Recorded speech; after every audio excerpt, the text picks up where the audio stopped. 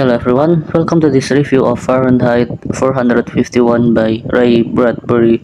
If Zamyatin warned us about the soul-crushing perfection of totalitarianism, Bradbury's 1953 classic flips the script to a hedonistic dystopia where books are burned not out of ideological purity, but because they make people unhappy.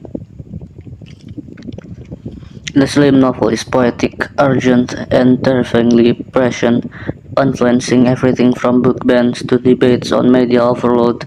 Today I will give you a spoken style review from plot of review, themes, characters, and iconic quote with its meaning and why it's more relevant than ever. Let's ignite the pages. The story follows Guy Montag, a fireman in a future America whose job isn't to put out fires but to start them. Burning books, the last remnants of independent thought.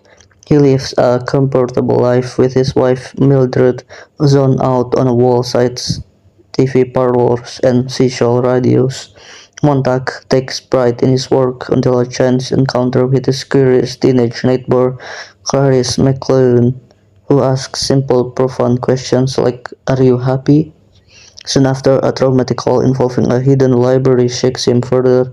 As Montag begins secretly reading stolen books, he seeks out forbidden knowledge, facing the mechanical hound, his boss, Captain Beatty, and a society addicted to instant gratification.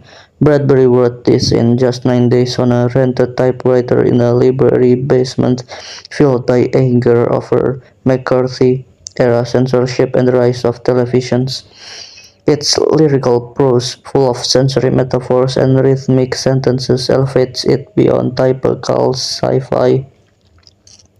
The themes are prophetic and layered. Central is censorship and the dangers of anti-intellectualism. Books are banned not by a dictator but by popular demand for offending minorities or causing discomfort. Mass media and distraction, endless entertainment numbs people, preventing deep thoughts or unhappiness. Conformity versus individuality. Society prioritizes shallow happiness over truth or pain. Knowledge and memory are weapons. Preserving books becomes an act of rebellion. Bradbury critiques how technology and consumerism erode critical thinking, eerily predicting reality TV, earbuds, and shortened attention spans. The characters are vivid and symbolic. Montag is our everyman protagonist, initially loyal and his awakening feels authentic and agonizing. Clarice is the spark, innocent, observant, a free spirit crushed by the system. Mildred embodies passive conformity, addicted to screens and pills. Captain Beatty is the novel's intellectual villain, erudite, quoting literature to justify its destruction. Faber, the cowardly ex-professor, represents hesitant resistance. Even minor figures like the book-hoarding woman who chooses martyrdom are unforgettable.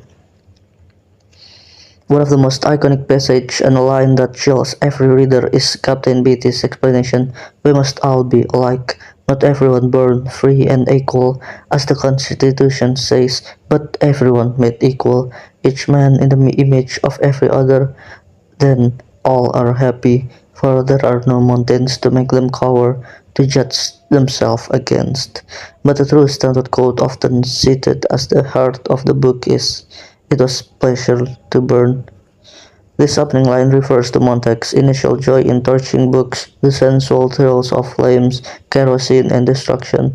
Its meaning evolves profoundly. At first, it captures conditioned satisfaction in conformity and violence. As Montag awakens, it becomes ironic, highlighting how society channels destructive impulses away from the state. It correlates the themes of censorship and destruction. Burning books is a pleasure because it eliminates discomfort, difference, and self-reflection. Bradbury uses fire as a dual symbol, destructive here but purifying and warming later, showing how pleasure in ignorance leads to spiritual death.